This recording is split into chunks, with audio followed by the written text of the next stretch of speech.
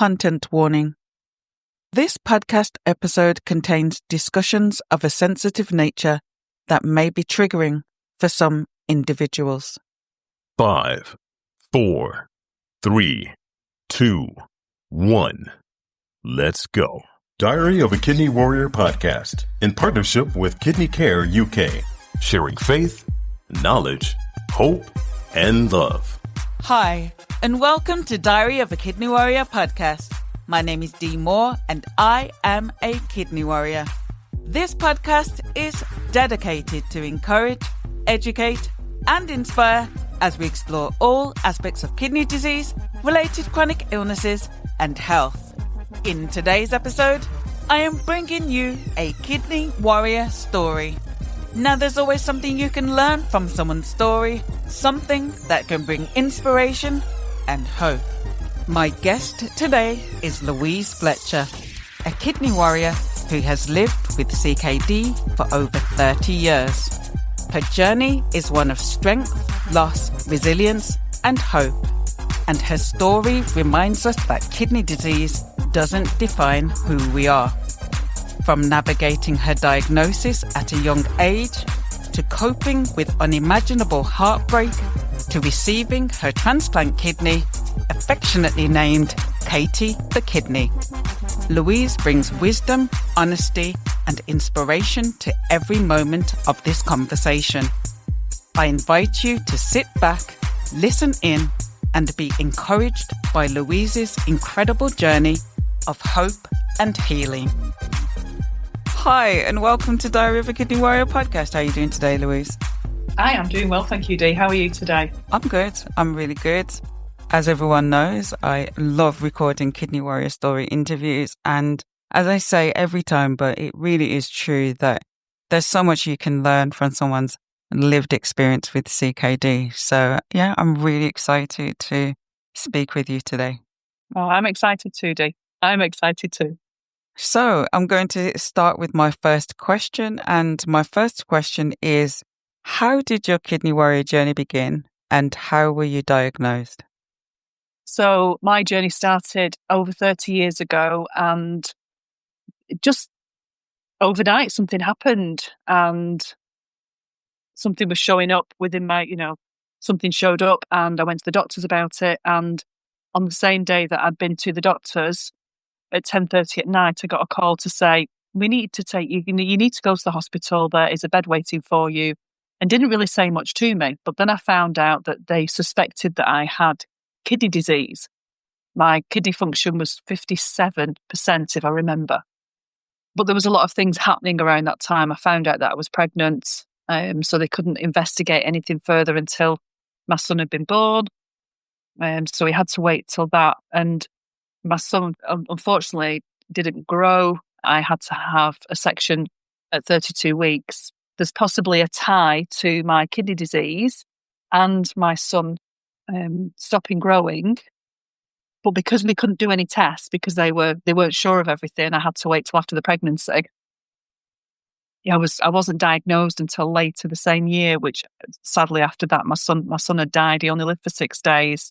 And now when we look back, they do say there is some connection to my kidney disease and the fact that happened, but it was 30 odd years ago and they didn't have the same information or research. So as my kidney diagnosis came in, there was a lot of chaos around it as well.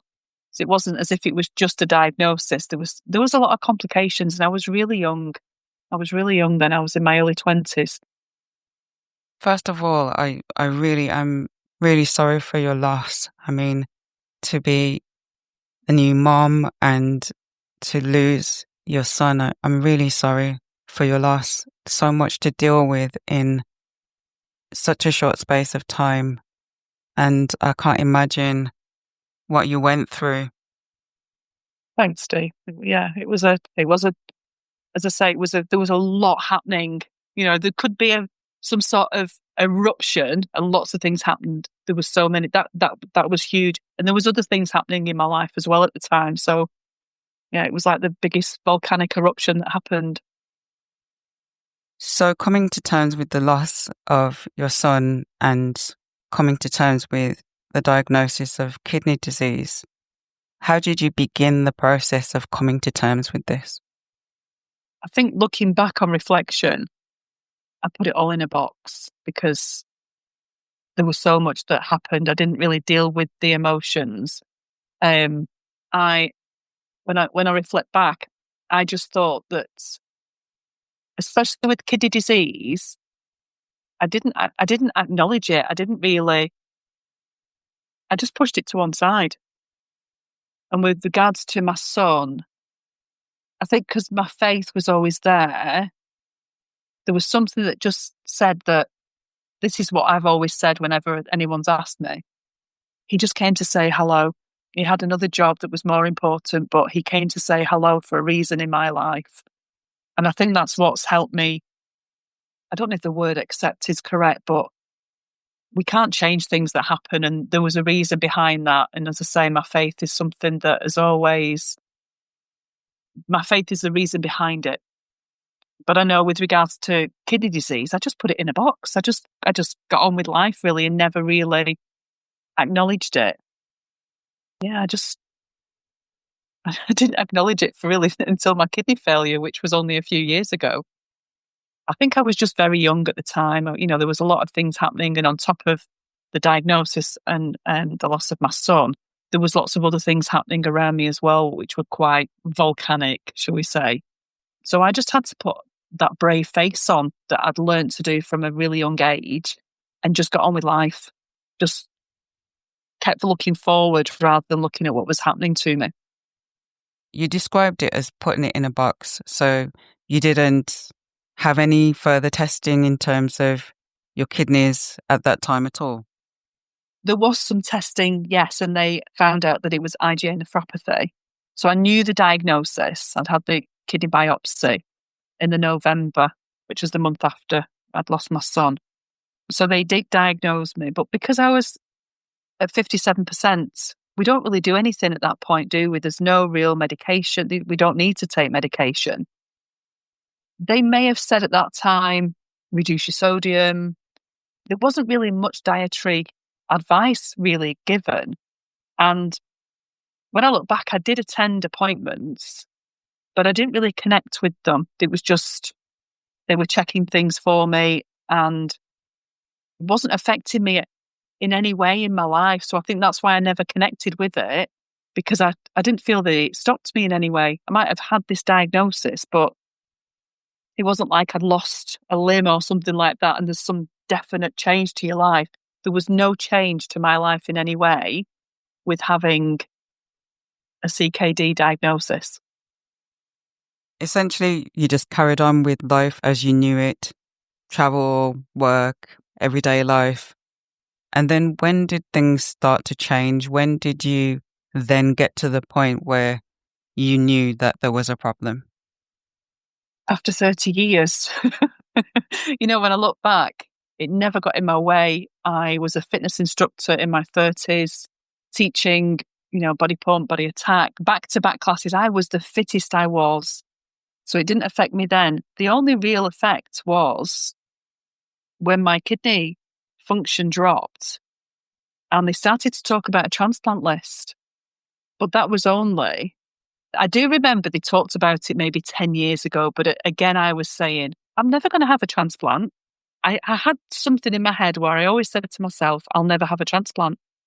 And when people would ask me, you know, I would check in on Facebook to say, I'm at the renal units, just because I was sharing what I was doing with life. And people would be saying, oh, are you okay? And I'd say, yeah, just come in for some bloods. I'm fine. But I always had this sentence in my head where I always said, I will never need a kidney transplant. 6 years ago, circumstances changed in my life, my personal circumstances. And that's when I went off to Boa Vista in Cape Verde. And I took a one-way flight to figure out what my next steps were. And my kidney function was about 22% at that point. Now, this is an island that has no medical infrastructure as such. There's a healthcare. And I never thought about it. You know, the pandemic hit. I was there. There was no flights for 18 months. And I did have some bloods done whilst I was there. And the doctor I saw said to me, are you aware that you have a problem with your kidneys? And I said, oh, yeah, I've had it for years, yeah. He said, this test shows that your function is about 22%. Yeah. I just, he looked at me in disbelief. And then it was when I came back to the UK after the pandemic and I had a blood test done and they'd said, Louise, this is happening. And still at that point, I was saying, no, it's not happening. So it was that point. So that was only 2022, so 3 years ago, that they were talking about transplant. And I was still saying, I'm not going to need a transplant. I'm good. I've had this for 30 odd years. I'm good. So why do you think that at this stage it still hadn't sunk in the fact that you had advanced kidney disease and this was really serious? Why do you think it hadn't hit you at that point? Because it still was not affecting me. I was still living a healthy life in my eyes, and I just wasn't being affected by it. Even to when I look back to only a few months before I did have a kidney transplant, it still wasn't affecting my life. Crazy. It just goes to show how differently kidney disease impacts people, because you have yourself where at 22% function made no difference, yet you can have somebody at 30% function who's really, really struggling, or somebody with even less function that's still strong, still going, doesn't make any difference. And it really goes to show kidney disease really affects people so differently. And so, yes, at 22%, no impact. You carried on, you still felt strong. But at what point did you actually feel a difference? I would say probably quite close to April 24. I mean, one caveat that I would say is I've always done a lot of personal development on myself and I've always had an optimistic outlook. So I think that possibly helped me because I was still getting on with life. But I only really saw a difference a few months, probably at 9% function, when I was sleeping more. And it's probably when we're living with it, we're not really observing things. But, I think if we asked my mum what her observation was, she might have noticed that I slept more before that point because I did move in with my parents as my kidneys were failing. Yeah, I would say it was only really, even if I said 5 months before. I remember at the Christmas, I was poorly because I was in a restaurant and I'd had French onion soup as a starter. And I think the salt level maybe was too much. And I was poorly from it. It hit me in the restaurant, whether there was something else behind it. But when I look back, I think, oof. And there are times now that I might have something that the salt content is maybe too high. And I remember I would feel a similar feeling. So I think it was probably the Christmas before. So only, as I say, 4 or 5 months before my transplant, things were affecting me a little bit more. But I was still saying at that point, I wasn't going to have a kidney transplant, even at that, because I was doing some healing work on myself and I was thinking I could reverse things. I had this optimism that I was never going to have a kidney transplant.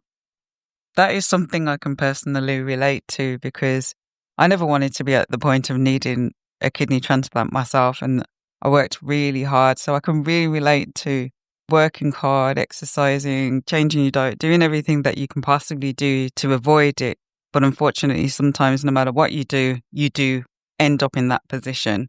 Not your fault, not anyone's fault, but unfortunately, this is the position we find ourselves in. And so when did you actually have the workup process to go on to the transplant list? When did you actually accept that this was going to need to be done?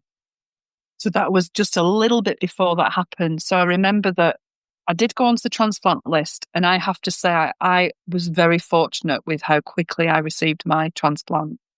I think why I was pushing it away was that they said that the transplant list is about 3-4 years. And at the time, Boa Vista was very much in my life. I'd helped to set up a kindergarten out there. And there's just a lot of joy that was brought to my life, especially after losing my son. So this is actually quite funny of how we disregard things. So I went to have the stress test where they inject the liquid and then check out your heart. And I remember I wasn't well and I was saying, I think I'm going to faint. And as they were bringing me back to normality, the cardiologist said, do you get any chest pains at all? And I said, yeah, actually, for the last couple of years whilst I've been walking, I may get this discomfort in my chest. And he said, okay. I was rubbing my chest, and I'd said, but if I stop and I just, rub my chest, it seemed to go and I would carry on. Well, it turned out that I'd had angina for about 2 years and I didn't know about it.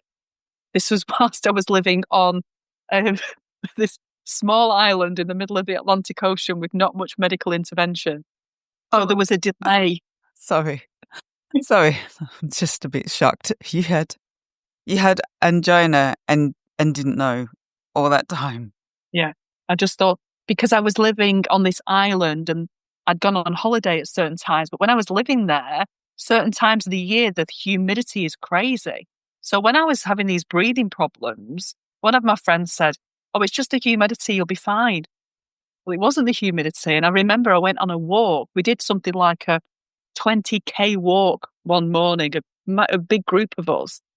And I really struggled to finish that walk because I kept having these chest, I'd get this discomfort. My legs didn't work. I wanted to stop. And I just think, God was looking after me that day because we were on barren land and anything could have happened. And I remember really struggling that day. And that was way before this test was being done.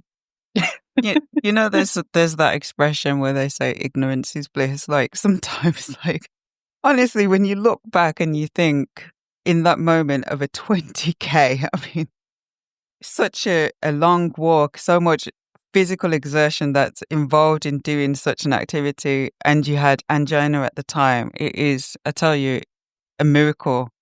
Yes. That you were okay and that you came through that. So back to the stress test. So you were having the stress test. So being told then that you had angina, how did that then impact the workup process for a kidney transplant?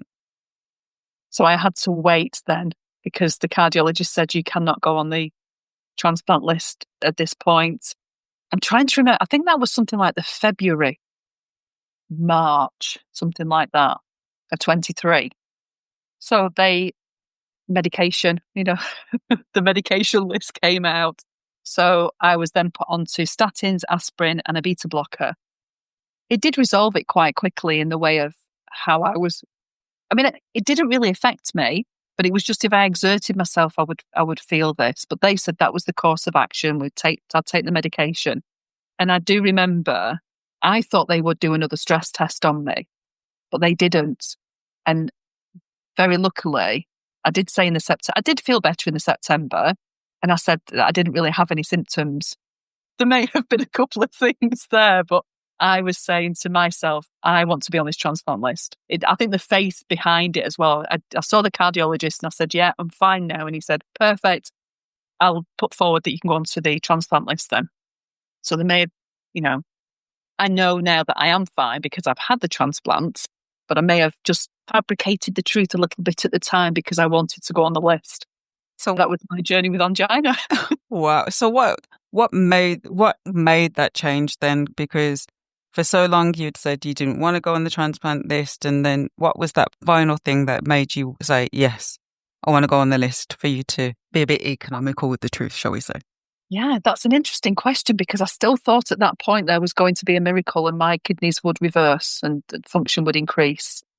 So I don't know what's probably actually, now you asked that question. So they were talking about dialysis.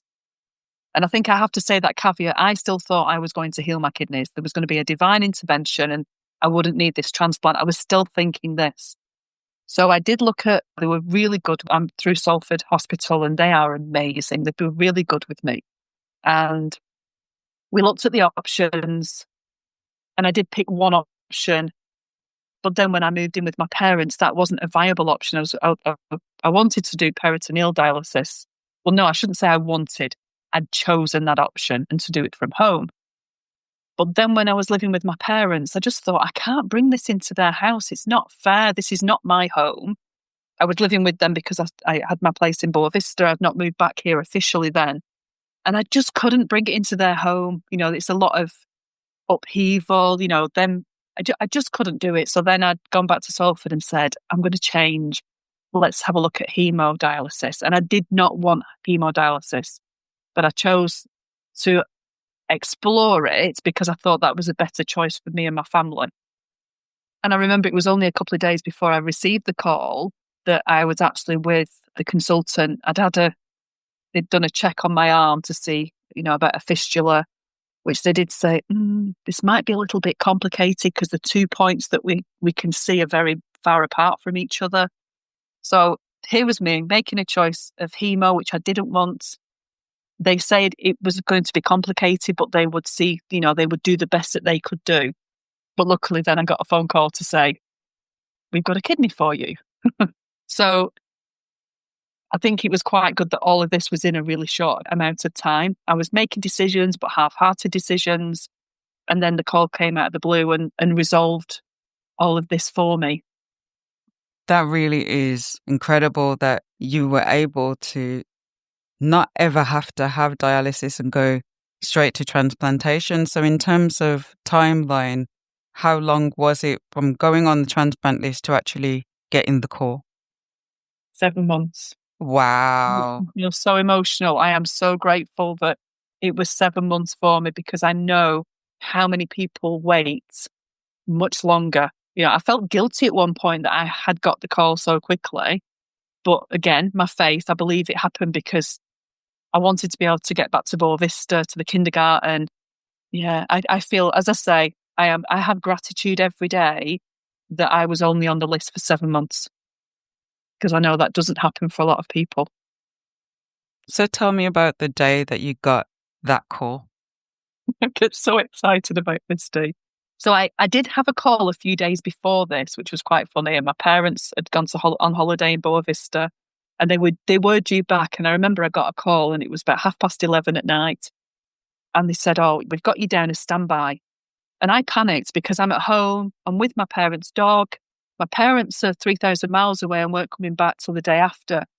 But, on the phone call, they said, it's fine. If you can sort the dog out, we'll send you a taxi. It's fine. So they went through that. But then they ran back to say it's not going to go ahead. So then my outlook was, and I said it to my mum, this might not happen now for quite a few months. Please don't think it's going to be quick because I've had a call. It could be a while. But then on the Monday morning, about 6:30, so this was only a few days after, my phone rang and even they were excited. They were like, Louise, we have a kidney and this is your kidney. And I was so excited, honestly, Dee. I couldn't believe I'd got the call.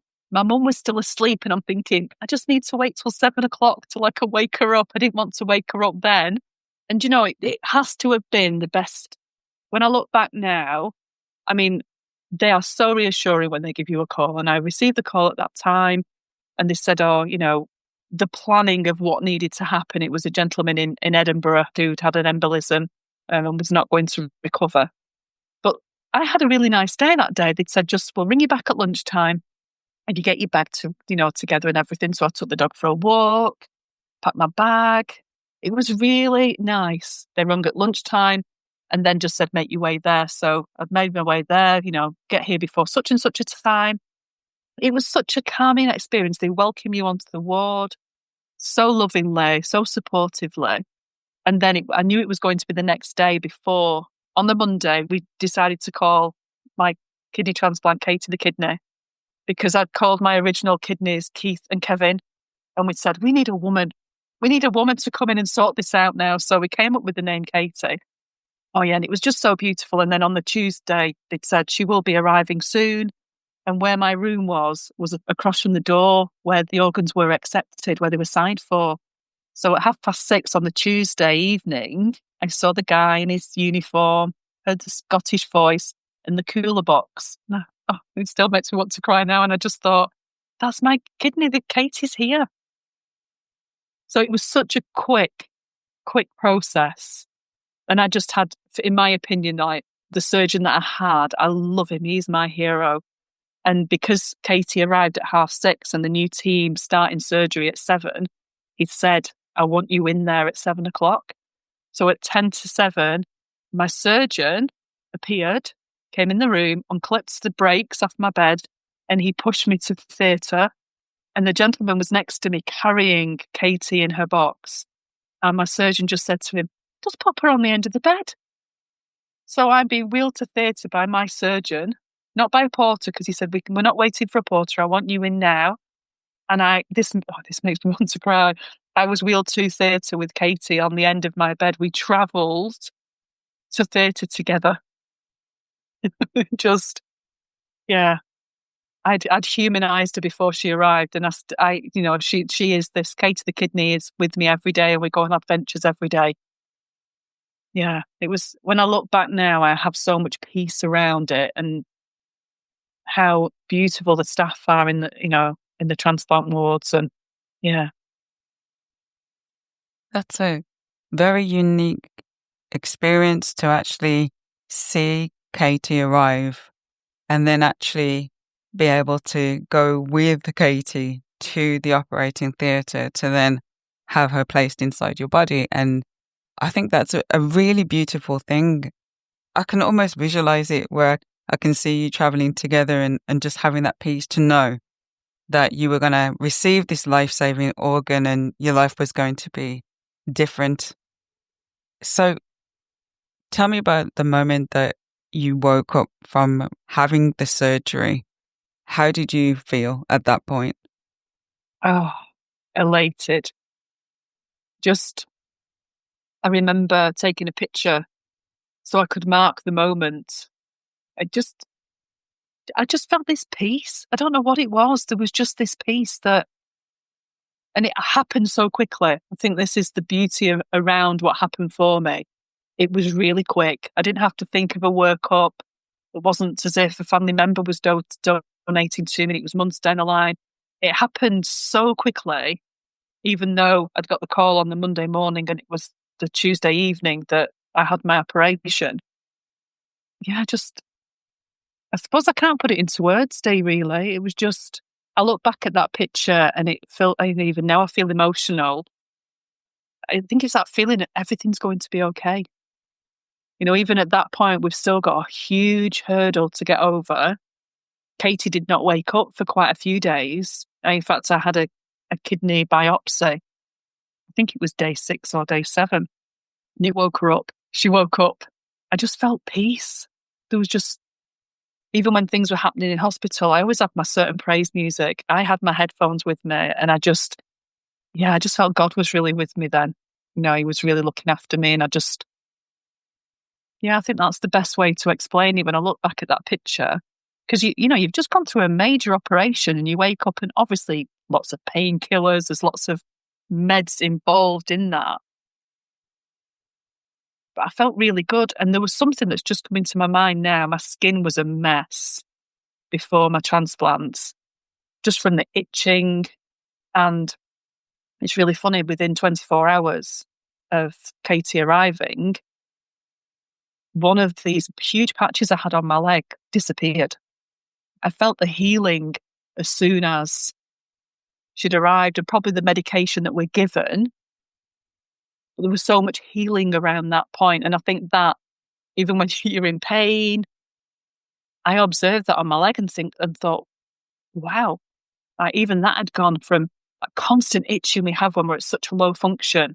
And as I say, it wasn't a nice looking, it was quite a big patch actually on my leg. It just disappeared. So there was lots of visible things that I could see. Yeah, it was just peaceful. It was beautiful. That is phenomenal. I mean, when you think actually physically seeing your skin heal like that and feeling the benefit of receiving Katie so quickly, you said that Katie was asleep for a few days, which is something that happens sometimes in kidney transplantation. The kidney just kind of needs a bit of help to kind of wake up and function properly. And you said that the biopsy actually seemed to give her a jolt and wake up the kidney. You said after 24 hours, you saw your skin improved. So when Katie fully woke up, what difference did you feel physically then? So much. So I had a brain again.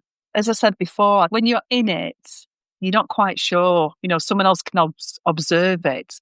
But within a day, I had put the outline together of a book that I want to create, a tool that I want to create for kidney patients. I was in this creation mode whilst I was sat in my hospital bed. It was the brain power that I got back. even at that point. And again, I know that the medication plays a lot when we're having such a major operation.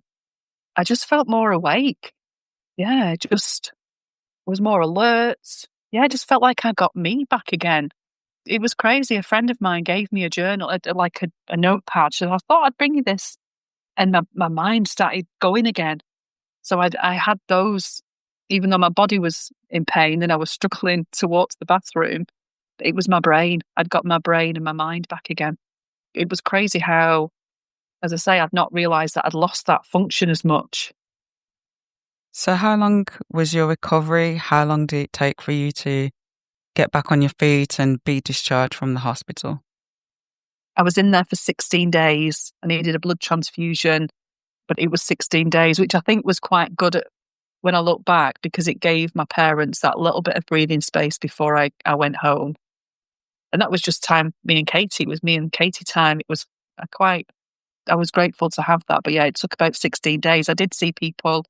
One lady at 75 had a transplant after 15 years of dialysis, and she walked out after 5 days, but she was a really fit lady. I was in there for 16 days. Yeah, but I'm always very much, it's part of the path. You know, we can't change things. You just have to not necessarily go with the flow, but I just went with what needed to go at the time, really. So looking back on your journey, that 30-year gap between getting your diagnosis before eventually going into kidney failure, for somebody that's just been diagnosed with whatever type of kidney disease, and even though they may have high function by the doctor standard, so to speak, looking back from everything that you've learned, what advice do you have for them? I'd probably say be open to acknowledge it, that it is happening to you. And I think I would say do everything possible for your own well-being and your own mental health. I talked earlier on about how I put everything in a box for all those years, and I'd always done that. But my kidney failure was the point where I started to look at the emotions behind a lot of things that had been happening that I'd stuck in that box. And I know that I probably did not do myself, my body, I didn't do any favors because I held on to all these emotions. They were still in there, but they were in the box. So for me, I know have a different outlook from that failure point. It was like that. My kidney failure was the interruption in my life that made me address the emotions. Because if you think, when my son had died, I got the diagnosis, I just put everything in a box because there was too many things happening. So I think from anyone just being diagnosed, really look after your emotional health. As I said before, I did a lot of personal development and everything like that, but I still wasn't addressing the emotions that were coming up for me. So I think I would say that looking back and what I did, I know the work I've done since my failure, my kidneys failed, and I really looked at the emotional side of things, and I found this peace. In the last 3 years, I've really found a peace, and it's because of my kidney failure, not the diagnosis, but the failure that made me look at that. I would say look at the internal work. I just got on with things, didn't I? But I didn't address what was going on internally in my emotions. So yeah, we can say about looking at the right things to eat, make sure you've got your water intake. I was always good with that.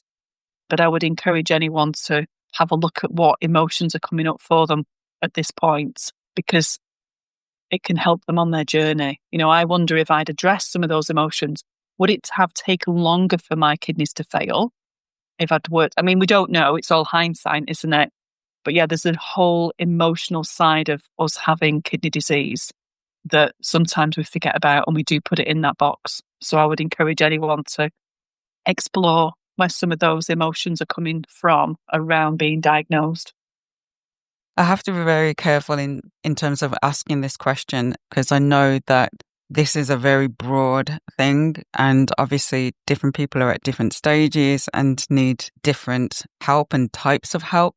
But what is a strategy that has helped you personally in terms of helping deal with those emotions? Oh, that's a really interesting question, actually, Dee. I think for me, it was finding out what these trapped emotions are that were in my body, because your body holds on to these things. And there were things from a really young age that I held on to, and again, they were in the box. But I think for the best part that's helped me with this piece in my journey has been exploring and being curious where these trapped emotions have come from. Because I believe that, and this is my own opinion, but we say that the body holds a score. And I wonder whether the emotional things that went through when I was younger, and I've obviously held them in. I didn't know how to articulate it. I wasn't guided. I have mine's an autoimmune disease. It's my body attacking my kidneys. Now, if I could have eased some of that from earlier on, would that have slowed down the deterioration of my disease? I think that makes sense because there's an expression that I say, which is the body follows the mind. And I think sometimes the worst thing that we can do is ignore. You describe it as putting in a box, and my interpretation of that is basically you've been through something and you don't acknowledge it, so to speak. You put it at the back of your mind, but ultimately it's there. So even though you're not consciously thinking of it, it's still impacting you because it's kind of rumbling in the background. And that's my understanding of what you're describing.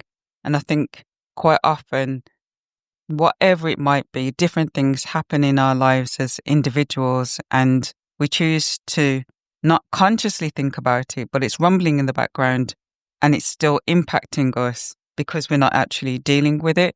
And I think that whether that's seeing a counsellor or the different strategies that are there to deal with whatever we need to deal with, I think absolutely we should, because it does then have a physical impact when we don't. And so, yeah, I get it. And I agree with what you're saying. It really is so important that we work through this. And in our journey as kidney patients, through our diagnosis at whatever stage, I think it's so important that we have these strategies, that we do work through these different things, because the reality is if we don't, there is a physical consequence. I mean, that's my opinion. Let me just state that that's my opinion. People might not agree, but in terms of my life and me personally, working through my different issues has definitely had so much benefit for me than not dealing with it and putting it in the back of my mind.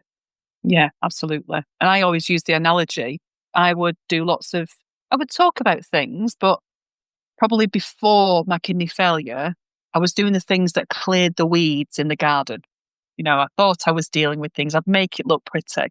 But what I've done in the last 3 years with the deeper work that I've done, I've got to the root of these emotions and I've removed the root.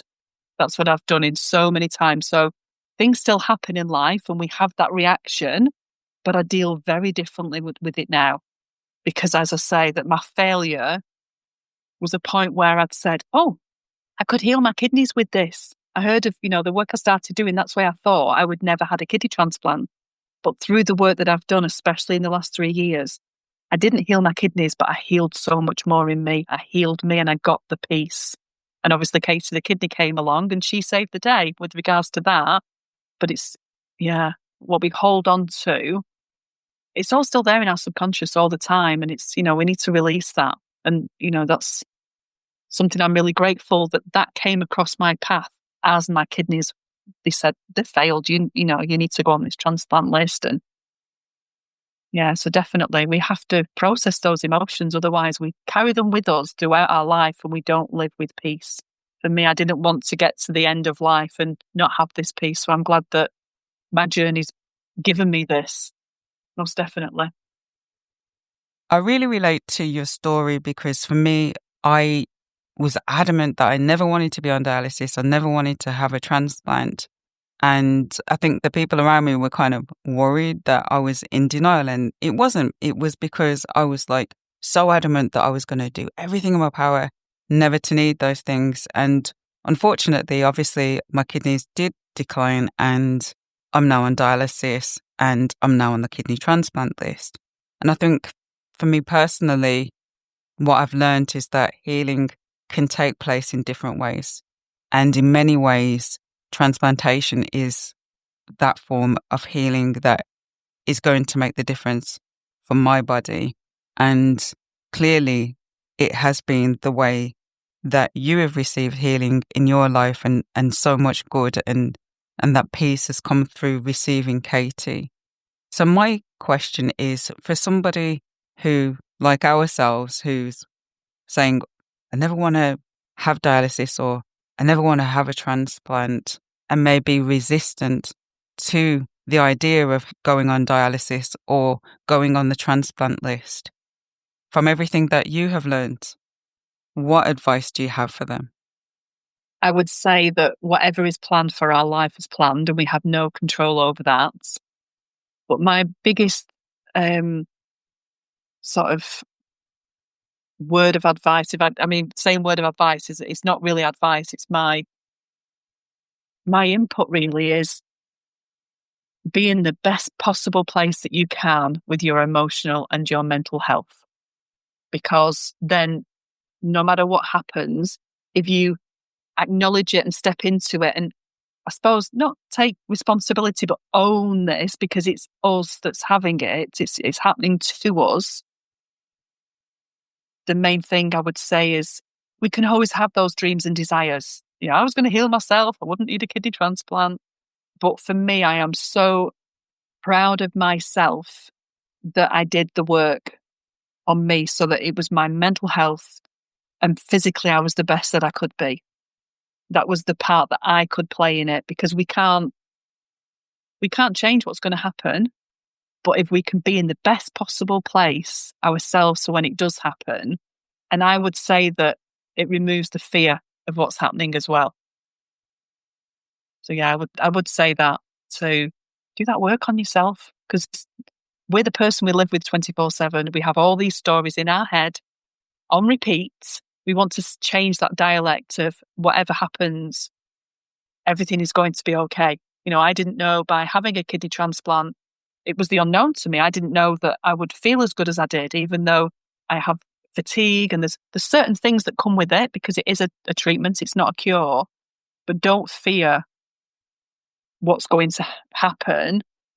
Do the work on yourself, so you're in a place that you can deal with it. Get the right help, invest in something that speaks to you, where you can be in control.